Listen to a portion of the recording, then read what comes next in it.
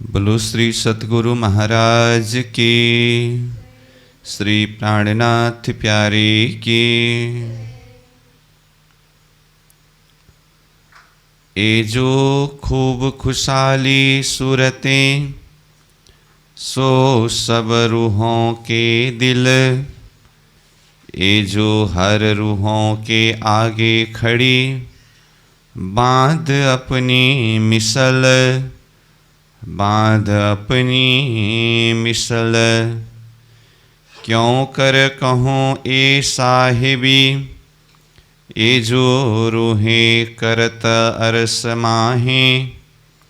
हक़ कई दिखाए ब्रह्मांड, पर कोई पाए ना निमुना क्या है। पर कोई पाए ना निमुना क्या है। क्यों कर कहूँ ए साहिबी।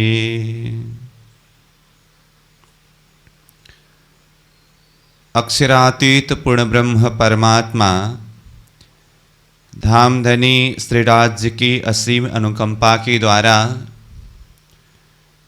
तारतम सागर दिव्य वाणी अंतर्गत परिक्रमा ग्रंथ के ऊपर हम चिंतन करते आ रहे हैं। तो यह परिक्रमा ग्रंथ में 14वां प्रकरण चल रहा है। तो अभी के इस सत्र में हम ये 14वें प्रकरण का 80 नंबर चौपाई से विषय को प्रारंभ करने जा रहे हैं। तो यहाँ प्रसंग चल रहा है पुखराज में जो बंगला जी की शोभा है, इसका वर्णन हुआ। फिर बंगला के ही प्रसंग में सखियों की भी सेविकाएं, पुतलियाँ, पशु, जानवर, ये सब भी सेविकाएं यानी कि सेवक, ये सब भी सेवक अथवा सेविका के रूप में उपस्थित होते हैं, हाजिर होते हैं।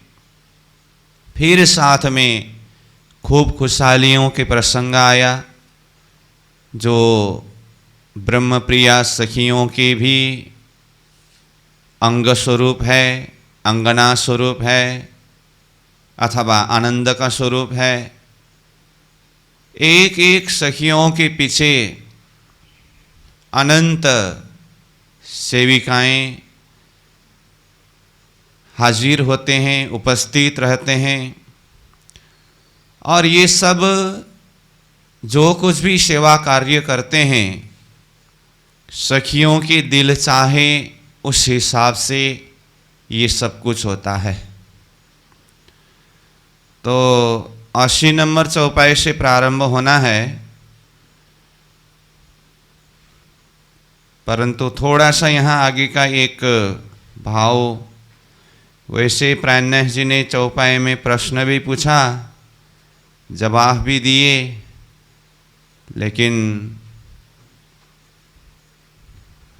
एक दो जिज्ञासु जन को थोड़ा सा इसमें और खुलासा हो, ऐसे भाव रख रहे हैं। 71 नंबर चौपाई में प्राणनाथ जी ने कहा ना, मैं एक बात पूछता हूँ, आप अपने अंतर रूह से, अंतर आत्मा से विचार करके जवाब देना करके ये 72, 73 नंबर चौपाई के द्वारा एक उदाहरण देते हुए यहाँ एक प्रश्न किया है।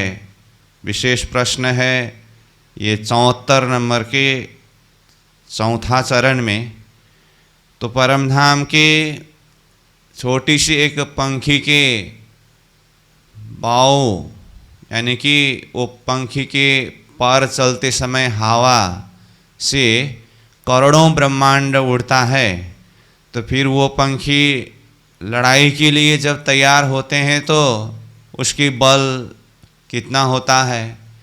फिर एक छोटी सी पंखी का बल इतना है, तो फिर वहाँ के हाथी बड़ा फील जो है उसका कितना बल है। उसके बाद प्रश्न ये रहा कि परमधाम में जो खरगोश और बड़ा फील के बीच में जब आपस में युद्ध होता है तो कहो कौन जीते इनमोह। बड़ा फील और खरगोश के बीच में कहो कि जीत किसका होता है, ये है प्रश्न। तो 71 नंबर चौपाई में मैं एक प्रश्न पूछता हूँ, कहा था वो प्रसंग बताते बताते 74 नंबर चौपाई के चौथे चरण में प्रश्न पूछा गया। हाँ, अब इसका आंसर क्या है? वैसे तो ये भाव में बताया गया है कि राजी महाराज जिसको शक्ति प्रदान करें अथवा सखियाँ जिसका जीत चाहे उन्हीं का जीत होता है। ऐसा नहीं कि वहाँ शरीर बड़ा होने से हाथी का ही जीत हो, और ऐसा नहीं कि सदा खरगोश का ही जीत हो। तो ये भाव ऐसे बताया गया है, लेकिन यह सार रूप में कहें तो ये प्रश्न का सीधा सीधा जवाब क्या है? तो ये 74 नंबर चौपाई के बाद फिर 75, 76 इन सारे प्रसंगों में भी जो चौपाई चिंतन करा है ना, यहाँ सखियों की दिल चाहे हिसाब से सब कुछ होता है। चाहे रूप हो, रंग हो, श्रृंगार हो, वस्त्राभूषण जैसे भी हो। कहने का अर्थ यहाँ सखियों की पातशाही के विषय में बात हो रही है। तो इसका सीधा शब्द में अगर जवाब दें तो कहो कौन जीते इन मोह, ये प्रश्न है। तो सखियों की दिल जो चाहे उन्हीं का जीत होता है, ये जवाब अथवा ये भाव निकल रहा है। तो ये इससे पूर्व कक्षा का ही विषय है, तो इसको थोड़ा कोई जिज्ञासु जनों को और खुलासा हो, ऐसी भाव समझ में आया तो ये बता दिया गया। अब आइए 80 नंबर चौपाई से हम इसको प्रसंग आगे बढ़ाते हैं। कहते हैं, क्यों कर कहो ये साहेबी, ये जो रूहें करत अरस माहें, हके कई दिखाए ब्रह्मांड, पर कोई पाइए ना निमुना क्या है। क्यों कर कहो ये साहेबी, किसके साहेबी? रूहों की साहेबी। मैं बार बार पूर्व कक्षा से ही कहता आ रहा हूँ, राज्य की साहेबी, राज्य की पातशाही, राज्य की सेवा की बात तो है ही। यहाँ पर ब्रह्म प्रिया सखियों के पातशाही के विषय में बात हो रही है। तो कहा, क्यों कर कहूँ ये साहेबी, इन आत्माओं की साहेबी को मैं किस तरह से शब्द में कहूँ। ये जो रूहें करत अरस माही, अरस माही परमधाम में ये जो रूहें 12,000 ब्रह्म प्रियाएँ, ये अपनी दिल चाहे हिसाब से जो भी करते हैं अथवा जो कुछ भी होता है, तो इनकी साहेबी को मैं कैसे कहूँ। हके कई दिखाए ब्रह्मांड, हक परमात्मा श्रीराज जी ने कई ब्रह्मांड को दिखाए। अब यहाँ थोड़ा सा ध्यान से देखिए। हाँ, कई ब्रह्मांड शब्द आते समय वैसे अक्षर के द्वारा निर्मित ब्रह्मांड, जैसे कि कहा कोटि ब्रह्मांड नजर में आए, क्षण में देख के पल में उड़ाए। ये अक्षर की स्वतः प्रकृति के द्वारा पल भर में अनंत ब्रह्मांड बनने मिटने की बात होती है, जो शास्त्र ने भी उन्मेष निमेषभ्यम ब्रह्मांड प्रलय जय कहा। तो अनंत ब्रह्मांड अथवा कोटि ब्रह्मांड के प्रसंग में वो अक्षर के द्वारा ये ब्रह्मांड से पूर्व कल्पना में अनंत ब्रह्मांड बनने मिटने की बात ज़्यादातः प्रसंग में आता है। और ये ब्रह्मांड वर्तमान जो ब्रह्म आत्माओं को दिखाने के लिए बनाया हुआ ब्रह्मांड है, ऐसा कभी न हुआ था न कभी होगा, ऐसा वर्णन अन्य जगह में आता है। तो यहाँ शब्द देखते समय आया है कि ह के कई दिखाए ब्रह्मांड, तो कई ब्रह्मांड शब्द आया, तो इससे सीधा सीधा अक्षर के द्वारा अनंत ब्रह्मांड जो बना, ये अनंत ब्रह्मांड में कई ब्रह्मांड अर्थ ऐसा समझ हो सकता है। परंतु दिखाए शब्द ये मुख्य है यहाँ पर, इसीलिए यहाँ कई ब्रह्मांड में राजी महाराज ने हम आत्माओं को जो ब्रह्मांड दिखाया, कौन कौन सी ब्रह्मांड दिखाया, ये अक्षर के स्वप्निक जगत के अंदर ब्रज, रास, फिर जागनी, ये 3 ब्रह्मांड है ना, 3 इंड करके आता है। तो ये 3 ब्रह्मांड हम आत्माओं को दिखाया है।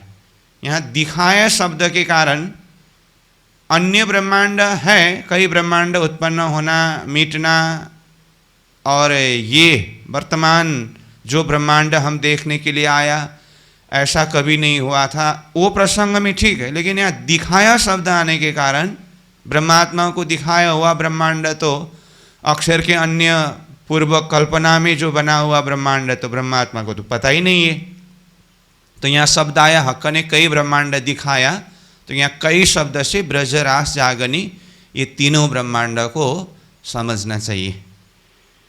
तो भाव क्या होगा, हकी कई दिखाए ब्रह्मांड पर परंतु कोई पाए न निमुना क्या है। परंतु कहीं पर भी ये परम धाम में सखियों के जो साहिबी है ना, ये प्रसंग जो चल रहा है, इसको समझने के लिए अथवा समझाने के लिए अथवा ऐसे निमुना अन्यत्र जगह हमें कहीं पर भी नहीं मिला। तो ये परम धाम के सखियों की पातशाही को विशेष रूप से ऐसे समझा रहे हैं।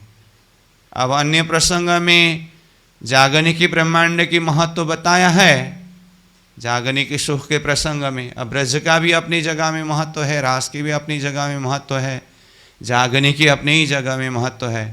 परंतु यहाँ परम धाम में ये जो प्रसंग चल रहा है, एक एक सखी के सामने में अनंत सखियाँ, खूब खुशहालियाँ, सेविकाएँ हाजिर होते हैं, इनकी पातशाही है, जो कुछ भी सखियों की दिल चाहे उस हिसाब से होता है। तो ऐसा ये अन्य ब्रह्मांड में कोई उदाहरण नहीं देखा। तो संसार में तो अब राज्य की कृपा होने के कारण आत्माएं ब्रज से रास तक गए, फिर रास से जैसे तैसे परमधाम होते हुए फिर जागने के ब्रह्मांड तक आए। परंतु यहाँ जागने के ब्रह्मांड में राज्य की कृपा के अलावा, तारतम्य के बल के अलावा सखियाँ स्वयं अपने दिल चाहे कुछ हो, ये मुश्किल है। माया का गुण का प्रभाव इतना बलशाली रहा, राज्य महाराज इतना मेहनत कर रहे हैं वाणी के माध्यम से, तो भी जागृत होना बड़ा मुश्किल हो रहा है। इसलिए यहाँ दिल चाहे सब कुछ हो मुश्किल है। तो परमधाम में सखियों की पातशाही, वो जैसा दिल चाहे, तो इसलिए अन्य कोई भी ब्रह्मांड में इसके लिए नमूना उदाहरण नहीं है। तो इस तरह से ये बताए। अब देखिए फिर आगे 81 नंबर चौपाई में, झूठा आगे साँच के क्यों आवे सरवर, नाही क्यों कहे आगू है के लगे ना पटंतर। अब ये परम धाम सच्चा है, ब्रह्मात्माएं साँचा है, तो इनकी साहिबी, इनके दिल चाहे जो भी भाव, ये जो परम धाम के सच्चा है, झूठा के आगे, ये झूठा संसार के आगे वो साँच के, सच्चा के क्यों आवे सरवर। सरवर शब्द का अर्थ है बराबर अथवा समान। सच्चा के सामने में झूठा कैसे आ सकता है। इसलिए वो सच्चा परम धाम की जो भी बातें हैं उसको ये झूठा संसार के कोई भी वस्तु, कोई भी विषय नमूना के लिए, उदाहरण के लिए योग्य नहीं है। ना ही क्यों कहे आगू है के आगे नहीं को कैसे उदाहरण के रूप में कह सकते हैं। मतलब परम धाम है, संसार नहीं। ये संसार क्या है?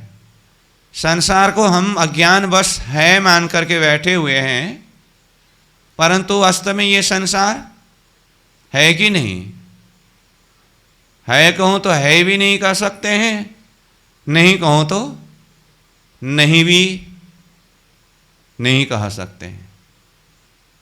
तो ये संसार जो है ये सत्य है या असत्य है? अब इसके विषय में तो फिर बहुत सारे दर्शन है। किसी ने संसार को सत्य माना, किसी ने संसार को असत्य माना। और सत्य और असत का अर्थ क्या है? सत मतलब है, असत मतलब नहीं। तो नहीं कहूँ तो फिर इतना बड़ा रंग रूप दिखाई दे रहा है। कलश वाणी में प्राणनाथ जी ने ये 5 तत्वों की ताकत को बताया है ना।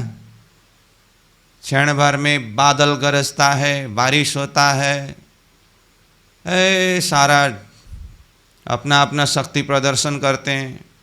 फिर थोड़ी देर में ऐसा होता है कि कुछ भी नहीं है जैसा।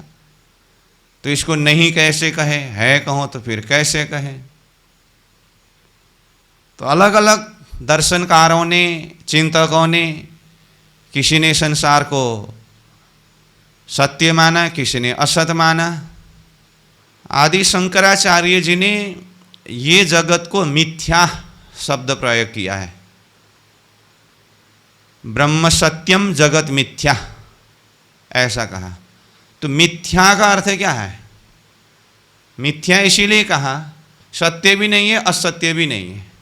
सत्य कहो तो सत्य नहीं, असत्य कहो तो इतना रंग रूप दिखाई दे रहा है। इसलिए मिथ्या शब्द का परिभाषा होता है कि व्यवहारिक सत्य, पारमार्थिक असत।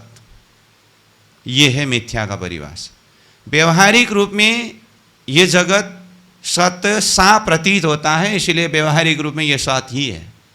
परंतु पारमार्थिक दृष्टि से देखें तो ये असत है।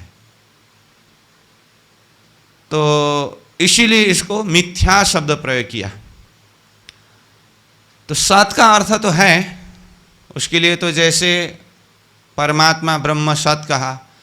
अब असत नहीं के लिए उदाहरण दिया है, जैसे कि खरगोश का सींग। तो ये खरगोश का सींग क्या है? बिल्कुल ही नहीं है, ये कभी हो ही नहीं सकता, इसीलिए ये असत है। इसीलिए ये जगत जो है ना, जगत खरगोश के सींग की तरह नहीं है। कहने का अर्थ, खरगोश का सींग तो बिल्कुल है ही नहीं है ना। तो जगत को ऐसे खरगोश के सींग की तरह बिल्कुल है ही नहीं बोल सकते, इसीलिए ये असत भी नहीं है।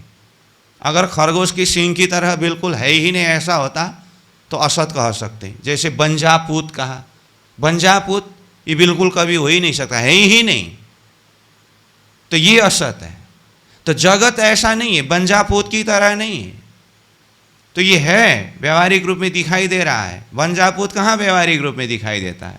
खरगोश का सींग, चलो ये पारमार्थिक असत है लेकिन व्यवहारिक रूप में सत है करके, व्यवहारिक रूप में सत में दिखने के लिए खरगोश का सींग दिखाई देता है, बंजापूत दिखाई देता है? नहीं दिखाई देता है ना, इसीलिए ये असत है। लेकिन जगत ऐसा नहीं है, खरगोश के सींग की तरह, बंजापूत की तरह बिल्कुल ही नहीं है, ऐसा नहीं है। इसलिए है कहो तो फिर अस्तित्व वाला तो नहीं है।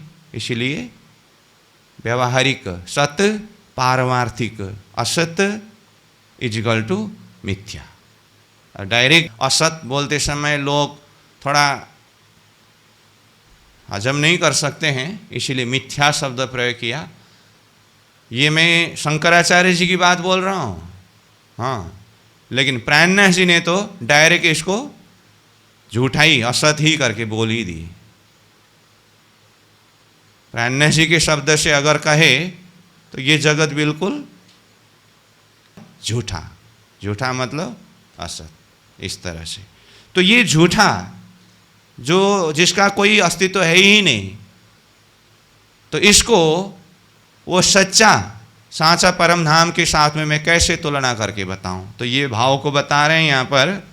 तो देखिए, झूठा आगे सांच के क्यों आवे सरवर, बराबर कैसे आ सकता है।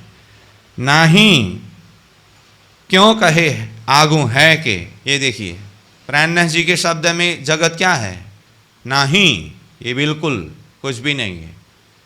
हाँ, नाही क्यों कहे आगू है के, लगे ना पट अंतर, इस तरह से इसके बीच में जो अंतर फर्क, जो कोई भी उदाहरण देने के लिए अथवा इसका अलग करने के लिए, समझाने के लिए ये कोई उसमें लगता नहीं है। मतलब वहाँ तक उदाहरण के रूप में निम्ना के लिए भी कोई प्रयोग नहीं कर सकते हैं। ये जो दुनिया खेल कबूतर साहेबी आगू रूहन, ये खरगोश रूहों के दिल का लड़े साथ अरस फीलन। तो जो प्रसंग आया था ना, ये देखिए चौपाई नंबर 82 में उसका और खुलासा करके जवाब दिया।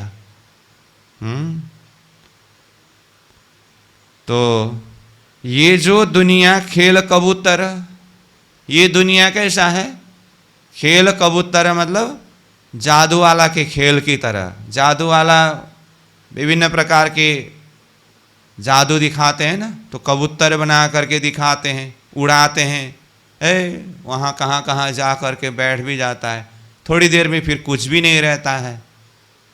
तो प्राणनाथ जी ने खिलवत वाणी में कहा, बनाए कबूतर खेल के, ज्यों दिखावे दुनिया को, यों दिखावे सतगीरों को, ये जो पैदा कुन्न।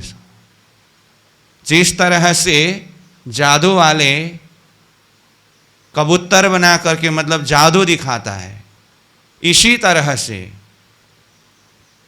ये जगत खेल की कबूतर की तरह बना करके यों दिखाई सतगीरों को। सतगीर मतलब ब्रह्म सृष्टि के जमात को दिखाया। कैसे, ये जो पैदा कुन्न, वैदिक शब्द से कहे ये जगत का विस्तार कैसे हुआ। आदि ईश्वर ने एकोहम बहुश्याम। आदि ईश्वर कहने का मतलब कौन है, चार पुरुष जगत के आदि शुरू के हैं। जगत के लिए वही ईश्वर है। ना ईश्वर ना मूल प्रकृति करके कहा तो ईश्वर कौन है, वही आदि पुरुष, चार पुरुष। तो आदि पुरुष ने एकोहम बहुश्याम कह करके जगत का विस्तार किया। ऐसे ही कतीब के शब्द से इसको क्या कहा, कुन्न। खुदा ने कुन्न कहा मतलब हो जा, आज्ञा किया, तो जगत का विस्तार हुआ। ये प्रसंग है। तो ये जो पैदा कुन्न, कुन्न कहने से विस्तार हुआ। ये खेल का कबूतर रूप, जादूगर रूप जगत ब्रह्मात्माओं को दिखाया। तो यहाँ यही भाव बताएं कि कहते हैं ये जो दुनिया खेल कबूतर, खेल की कबूतर की जैसी है। थोड़ी देर के लिए दिखाई देता है, थोड़ी देर में कुछ भी नहीं है। देखा सातों सागर, देखा सातों लोक, पातल सातों देखिया, जाग्या पीछे सब फोक। वेदों कथकथयों कथ्या, सब मिथ्या 14 लोक। वक्ते वक्ते यों वक्या, एक अनेक सब फोक। एक जगत के आदि ईश्वर चार पुरुष भी, अनेक उनके द्वारा बहुश्याम कहने से विस्तार हुआ। जीव भी सब फोक है, जाग्या पीछे सब फोक। तो इसीलिए ये जादू वाला के कबूतर की तरह है।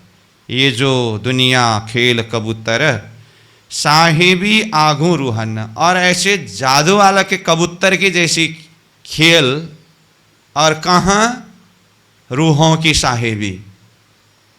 हैं? साहेबी आगू रूहाना का अर्थ क्या है?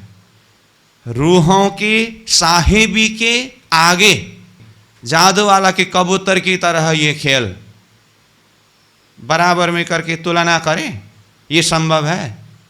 ये बिल्कुल संभव नहीं है। कहाँ का रूहों की साहेबी, कहाँ जादू वाला की कबूतर की तरह झूठा खेल। ये बिल्कुल ही आमने सामने, यानी कि ये तुलना करने के लिए संभव ही नहीं है। तो सत और असत का पटांतर इतना है कि कीर्तन वाणी में ही प्राणनाथ जी कहते हैं, जैसे दिन और रात। जैसे दिन और रात में कितना अंतर होता है, सत और असत में इतना ही अंतर है। सत मतलब दिन जैसे और असत मतलब रात जैसे। कभी दिन और रात एक साथ में हो सकता है? न तो कभी दिन और रात एक साथ में हो ही सकता है, और न तो दिन और रात में कोई समान धर्म कुछ है ही, तो तुलना करने योग्य कोई विषय ही हो। जिस तरह से, ठीक इसी तरह से सत्य परमधाम की रूहों की साहिबी और असत जादू की कबूतर रूप खेल बिल्कुल ही पटांतर है। कुछ भी मेल नहीं खाता है। यहाँ तुलना करने के लिए, कोई उदाहरण के रूप में यहाँ प्रस्तुत करने के लिए कोई भी चीज नहीं है। इस तरह से कहा, ये जो दुनिया खेल कबूतर साहेबी आगो रूहन्ना। अब आगे कहते हैं, ये खरगोश रूहों के दिल का लड़े साथ अरस फील। देखिए परमधाम में रूहों की साहेबी कैसा है। ऊपर कहा था ना, जहाँ पर प्राणनाथ जी ने प्रश्न किया था पहले से भूमिका बात करके, खरगोश एक जबेर का चले रूह के मन सो, बड़ा फील लड़े अर्श का, कहो कौन जीते इनमो। 74 नंबर चौपाई में प्रश्न किया। उसका भाव बताते बताते यहाँ फिर 82 नंबर चौपाई में आकर के कहा, ये खरगोश रूहों के दिल का, रूहों के दिल के अनुसार लड़े साथ अरस फील। अरस के फील परमधाम के हाथी के साथ में लड़ते हैं। तो दिल चाहे अगर इनका युद्ध होता है तो फिर कहो कौन जीते इनमो, तो कौन जीतते हैं? सखियां जो दिल चाहे वही जीतते हैं। ऐसे साहेबी है सखियों के। तो ऐसे साहेबी के सामने अथवा सखियों के सामने ये खेल का कबूतर रूप झूठा संसार में कोई चीज है तुलना करने योग्य? कुछ भी नहीं है।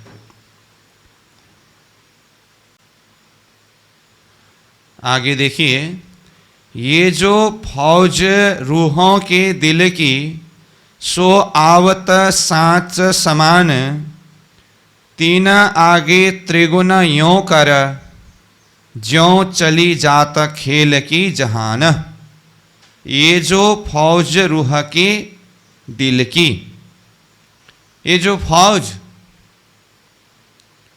जो भी सेवा के लिए एक के सामने में अनेक उपस्थित है ना, तो ये फौज जमात रूहों के दिल की, ये रूहों के दिल चाहे हिसाब से होता है।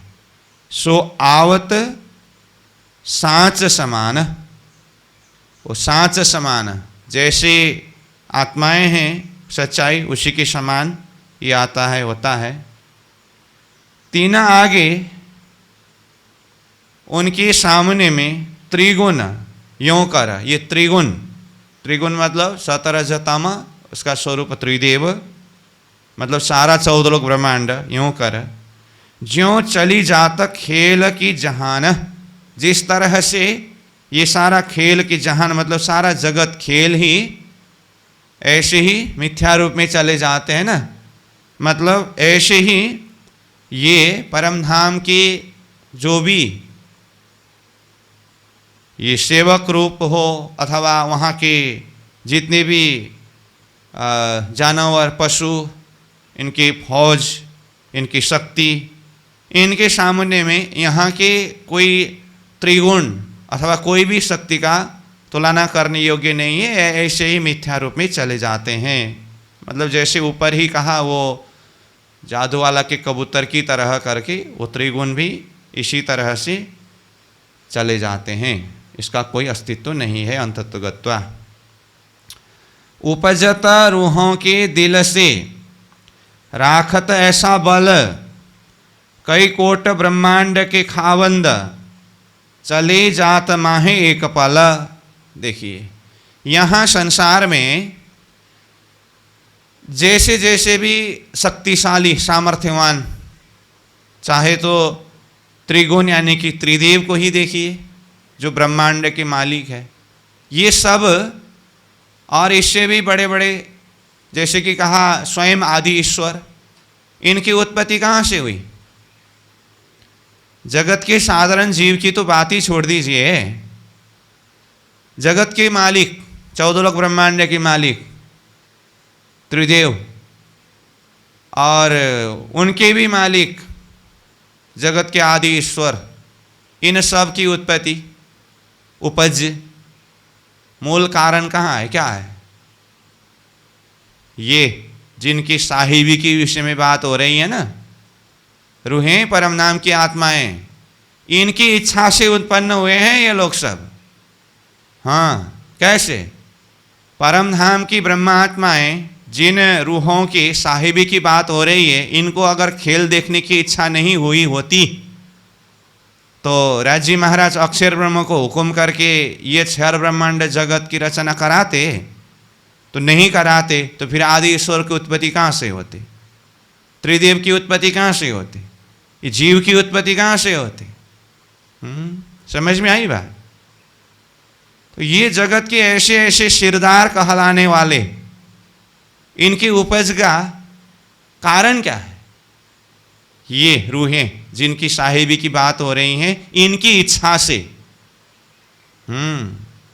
अब खेल उपजे के कहूँ कारण, ये दो इच्छा भई उत्पन्न, बिना कारण कार्य न होए, सो कहूँ या के कारण दोए। तो खेल उत्पत्ति का कारण क्या है?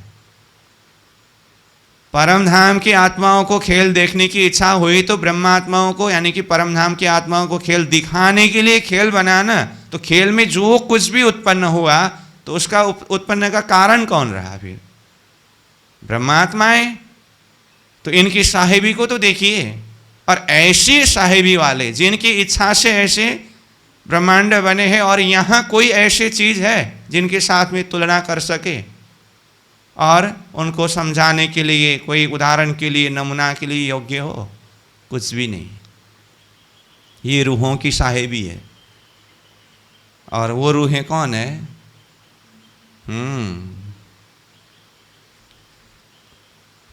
अपने दिल को साक्षी रख करके विचार करिएगा, संकेत में समझना चाहिए। उपजता रूहों के दिल से, ये सब रूहों के दिल के हिसाब से, इच्छा से उत्पन्न होते हैं। राखत ऐसा बल, रूहें यानी कि सखियां, ब्रह्मात्माएं ऐसा बल रखता है, मतलब ऐसा बल है इनके अंदर, जिनकी इच्छा से ऐसे ब्रह्मांड उत्पन्न करा देते हैं, और इच्छा हो तो मिटा भी देते हैं। कई कोट ब्रह्मांड के खावंद, करोड़ों ब्रह्मांड के खावंद, करोड़ों ब्रह्मांड के मालिक कौन है? अक्षर ब्रह्म के द्वारा क्षण भर में ब्रह्मांड बनते हैं, मिट जाते हैं। तो ब्रह्मांड का खावंद अक्षर भी है, और परम धाम की आत्माओं की इच्छा से ब्रह्मांड बनती है, तो उनकी ही इच्छा से ब्रह्मांड मिट भी जाता है। उस हिसाब से देखेंगे तो फिर करोड़ों ब्रह्मांड की, ये मतलब ब्रह्मांड के खावंद कौन है, मालिक कौन है? जिनकी इच्छा, वो रिमोट, ब्रह्मांड की रिमोट ब्रह्मात्माओं की इच्छा है तो वही खावंद हुए ना। हाँ, तो चले जात माहे एक पाला, एक पल भर में ऐसे इच्छा मात्र से ब्रह्मांड बनते हैं और मिट जाता है। ऐसी साहेबी है। हाँ, जब रूहों में इतनी साहेबी है तो फिर राज्य की पातशाही शहूर। ये सुध अरस में रूहों को नाही, देखी खेल में बड़ाई रूहन, तो खेला हक्के दिखाइया, ऊपर मेहर करी मोमिना। लो, एक पातशाही अरस की दूजा बाहे दत्त की सक्का सो दिखलाओ ने रूहों को पहले दिल में लिया कर। कितने बार याद किया ये चौपाई? याद तो एक ही बार किया, क्योंकि हम ऐसे याद करते हैं ना, भूलते ही नहीं। इसीलिए कितने बार इसको चिंतन किया, कहा, सुना। तो देखिए, पातशाही साहेबी, तो ये शुद्ध अरस में रूहों को नहीं, राज्य की पातशाही तो नहीं समझे, स्वयं अपनी पातशाही कितने है देखिए। ये प्रकरण में जो चिंतन करा रहे हैं, ये पातशाही समझ पाया।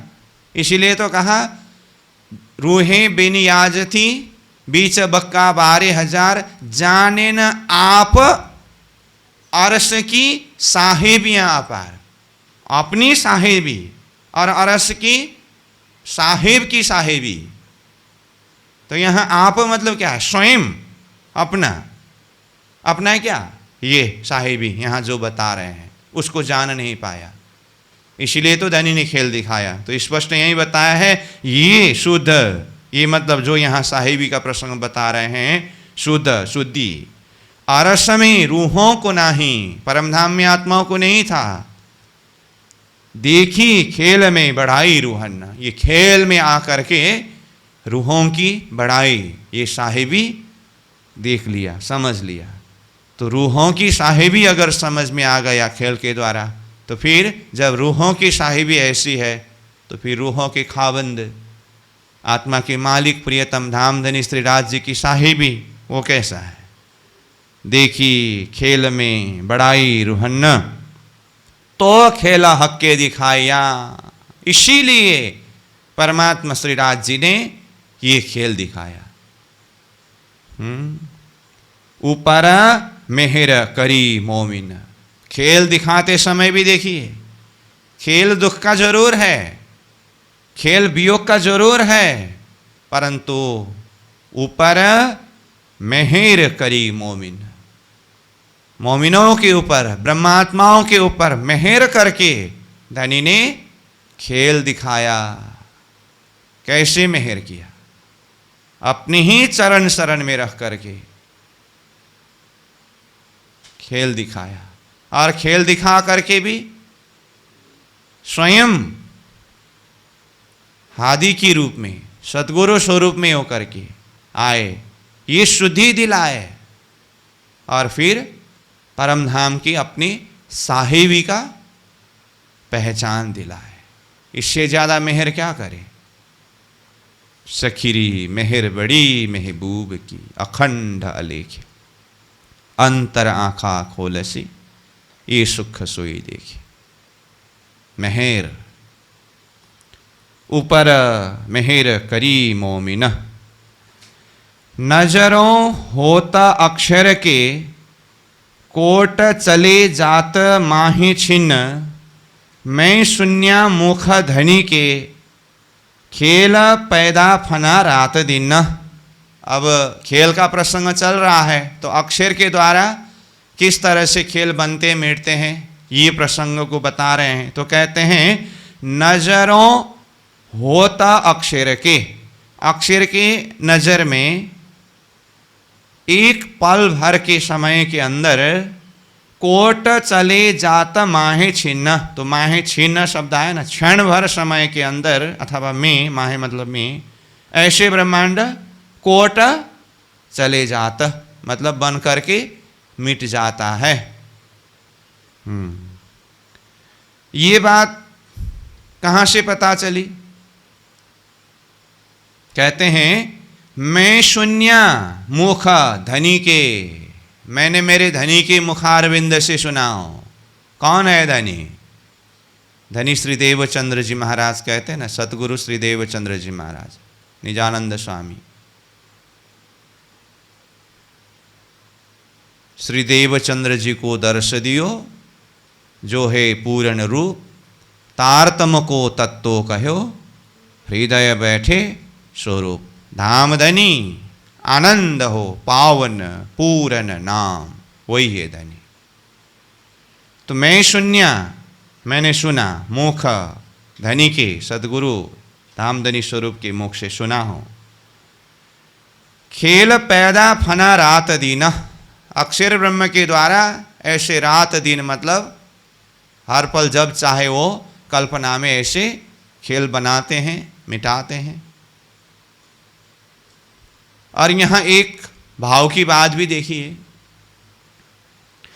परिक्रमा ग्रंथ है पद्मावतीपुरी धाम में, प्राणनाथ जी हक्की स्वरूप में विराजमान है। हाँ, वहाँ से अवतरण हो रहा है और भाव बीच बीच में किन स्वरूप की चिंतन को यहाँ डाल रहे हैं?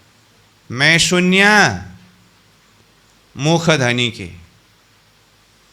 उस अवस्था में होने पर भी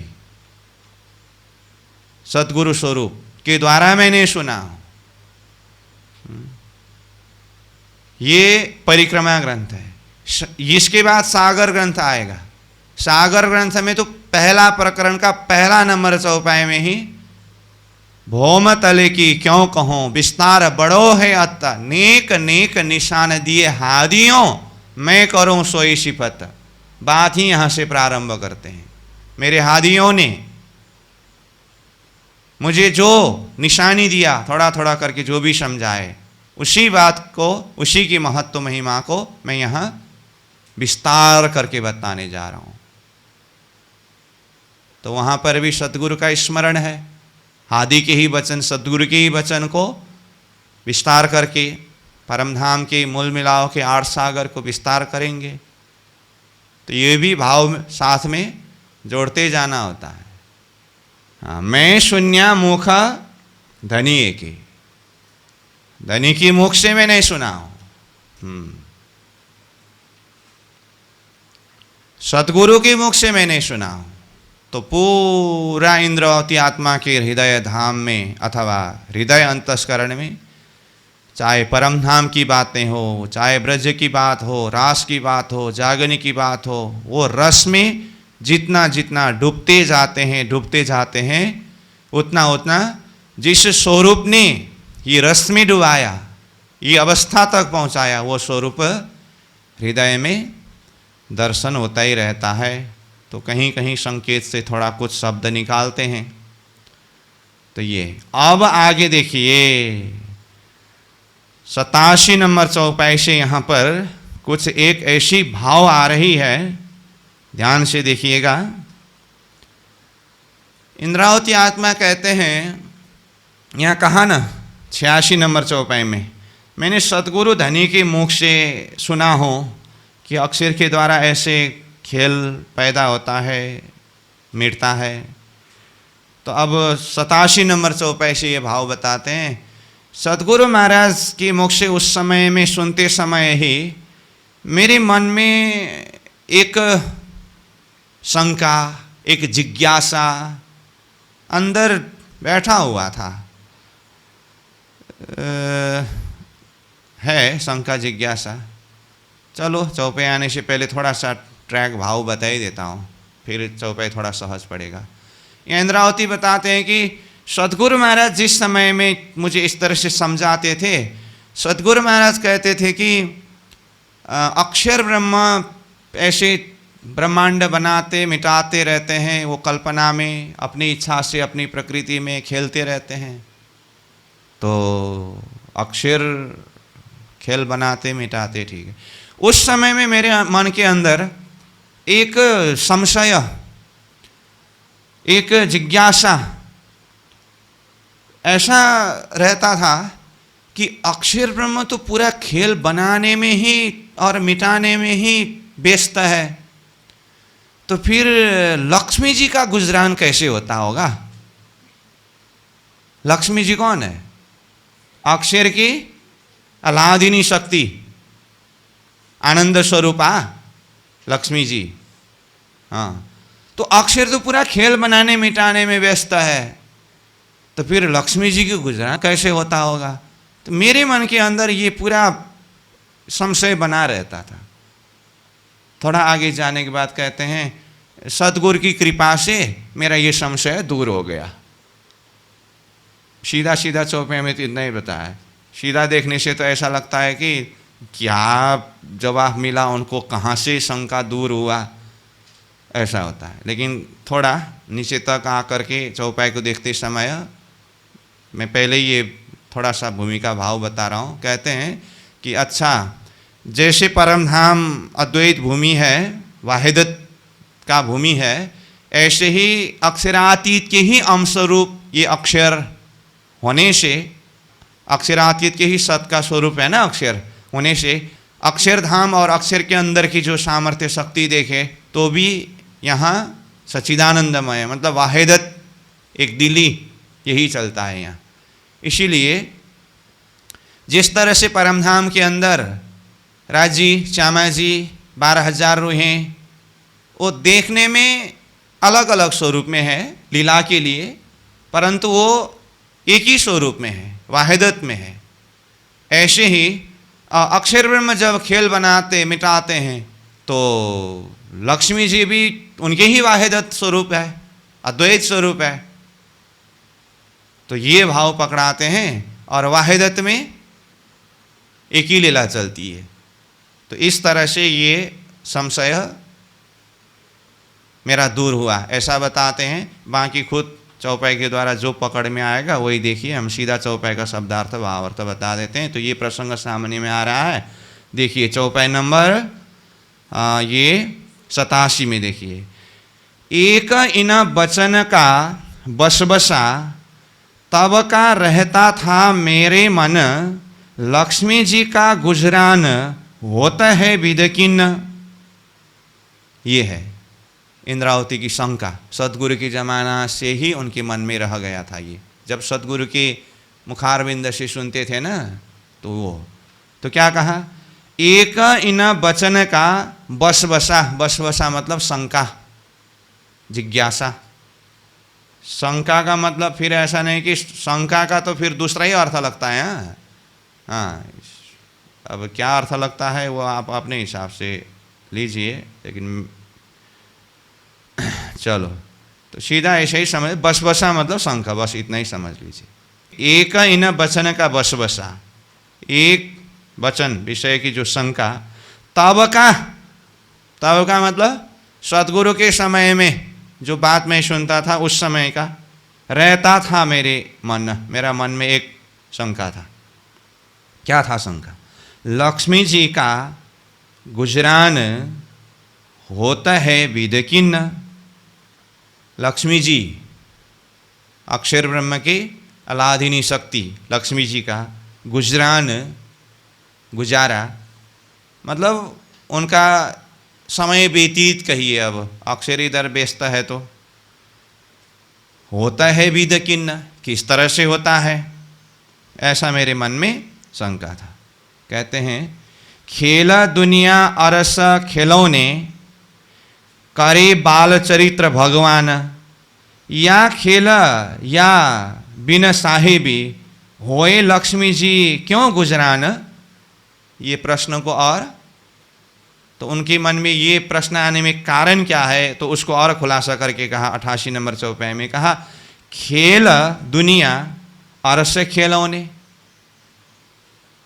तो ये परमधाम की आत्माओं के खिलौना रूप, मतलब उनको दिखाने के लिए, अथवा अरस कहने से अब अक्षर ब्रह्म ही उनके अरस में बैठ करके वो खिलौना खेलने की तरह ये दुनिया, अरस मतलब अक्षर ब्रह्म स्वयं अपने धाम में बैठ करके ये बच्चा जैसे खिलौना खेलते हैं ना, ऐसे ही दुनिया बनाना मिटाना, उसको खेल बनाना, इस तरह से ये तो अपनी स्वतः प्रकृति के बाल लीला में ही मगन है। करे बाल चरित्र भगवान, भगवान तो खेल बनाने मिटाने ये बाल चरित्र करते हैं, मतलब उसी में मगन है। या खेल या बिन साहेबी। किसके लिए बोल रही है? तीसरा चरण लक्ष्मी जी के लिए बोल रहे हैं। लक्ष्मी जी तो न तो खेल बनाते हैं, न तो उनकी कोई साहेबी की ही बात है, मतलब उनकी कोई वैभव है। तो होए लक्ष्मी जी क्यों गुजरान, तो फिर उनका गुजरान कैसे बीतता है? तो ये मेरे मन में संशय था। अब कहते हैं सीधा, सो संशय मेरा मिट गया, मेरा शंका मिट गया। इंद्रावती ने तो अपना शंका दूर हुआ, बता दिए। हक इलमे किए बेशक, कैसे मिट गया शंका? हक के इलम ने ही मुझे बेशक कर दिया, मेरे शंका को दूर करा दिया। दिल में संशय क्यों रहे, जिता हक अपनी करी बैठक। जिस हृदय में हक का स्वयं अपना आसन बना करके बैठक बिठाए हैं, तो ऐसे हक ने जिस हृदय को अरस किया, वो हृदय में कहाँ से शंका रहेगा? तो मेरे हृदय को तो हक ने अरस कर लिया, तो मेरा तो शंका दूर हो गया। समझ में आई बात? सो संशय मेरा मिट गया, हक इलमे किए बेशक। दिल में संशय क्यों रहे, जीता हक अपनी करी बैठक। इसका अर्थ क्या है?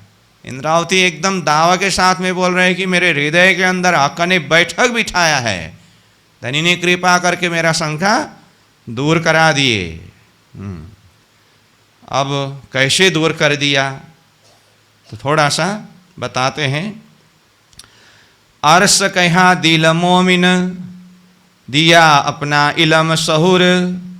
सकना खिलवत निस्वत, ताए काहे न होए जहूर।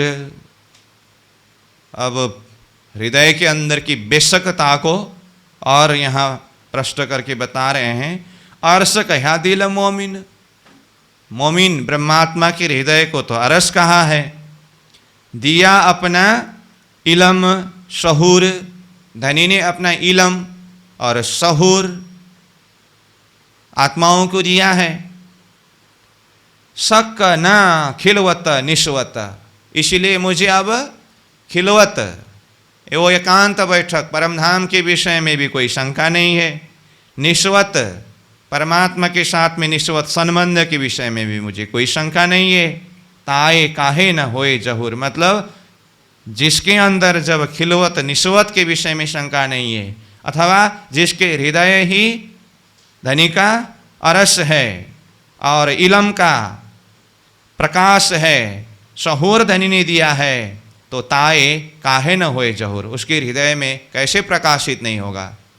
तो जब हृदय ही जहूर प्रकाश हुआ, तो फिर उस हृदय में ऐसे शंका रहेगा ही कहाँ? इसीलिए मेरे अंदर वो शंका नहीं है, ये भाव बता रहे हूँ। तो फिर इतना कहने से तो मन में ऐसा नहीं लग रहा है, अरे प्राणनाथ जी आपका तो शंका दूर हुआ, आपने तो सीधा सीधा बता दिए कि हाँ अरस बना दिया, इलम दिया, सहूर दिया, तो कैसे संशय रहेगा? तो हमको भी बताइए थोड़ा सा, संशय कैसे दूर हुआ? तो इस तरह से अगर प्राणनाथ जी को प्रार्थना करें तो अच्छा, मैंने तो सीधा सीधा अपनी बात बता दिया, चलो बता देता हूँ थोड़ा सा। कहेंगे, जैसी साहेबी रूहन की बीद लक्ष्मी जी भी इन्ना वाहिदत में ना तफावत, पर ये जाने रूहें अरसतन। लो, अब ये बात समझ में आया तो आया, नहीं आया तो ये अरस्तन वाले ही जानेंगे, ये भी बता दिए। ये वाहिदत की बात, निस्वत की बात कहाँ अब ज़्यादा शब्द में वर्णन करके समझा है? तो इसलिए क्या कहा, जैसी साहेबी रूहन, परम नाम में जैसी रूहों की साहेबियाँ हैं, बीदा लक्ष्मी जी भी इन्ना, लक्ष्मी जी की साहेबी भी ऐसी ही है। इसका अर्थ क्या है?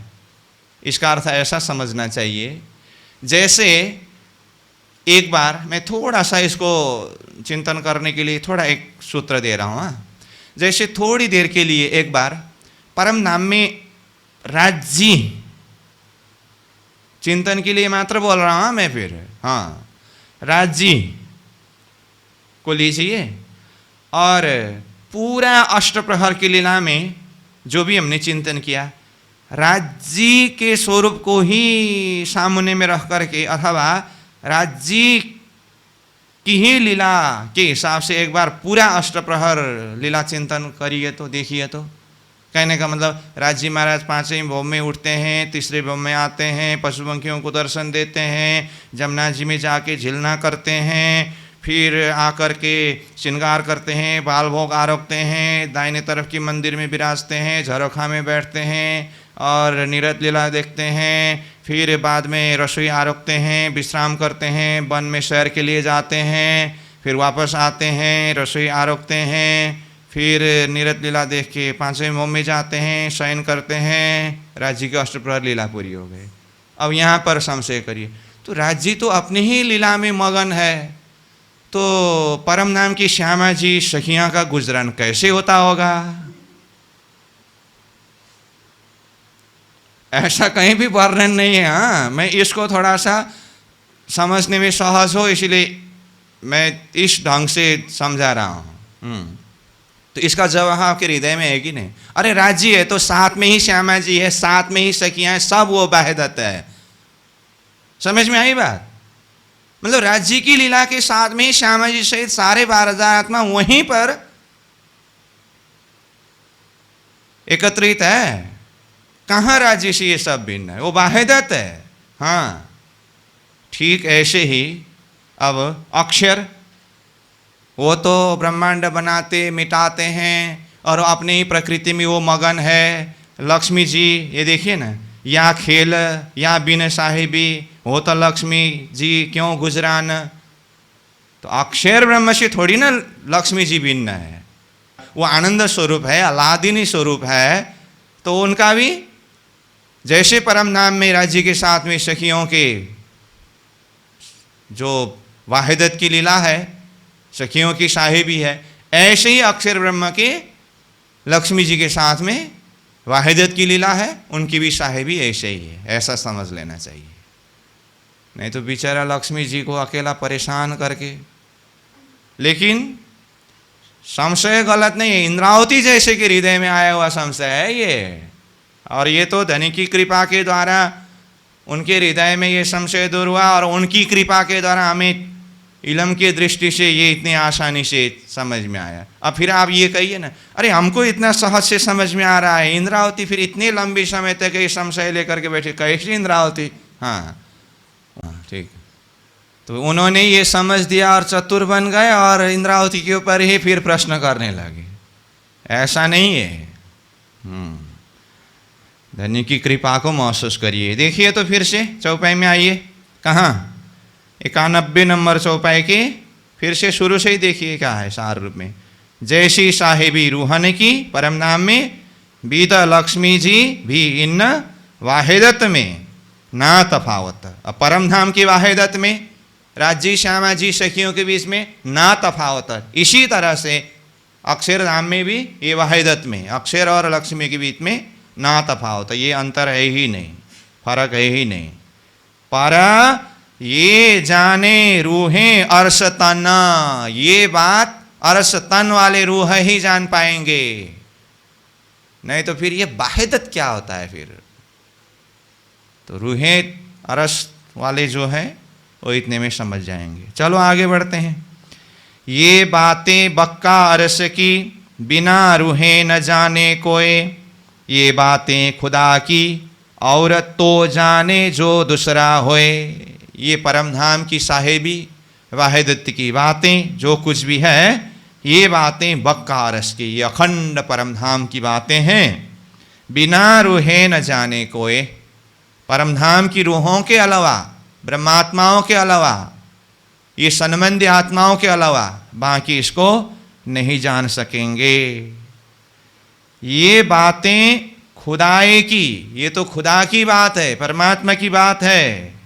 और तो जाने, बाकी तो तब जाने, जो दूसरा होए, ब्रह्मात्माओं के अलावा दूसरा कोई हो तब जाने, दूसरा तो कोई है ही नहीं। तो ब्रह्मात्मा ही है, ब्रह्मात्मा ही जानेंगे।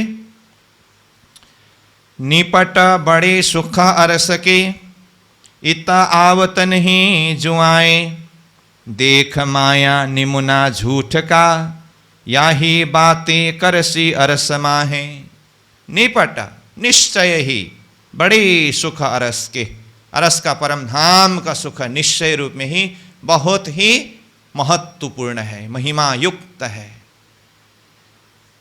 ईता आवत नहीं जुआए, यहां पर शब्द में अगर वर्णन करना चाहो परम धाम की सुखा, तो जुआए मतलब शब्द में नहीं आ सकता है।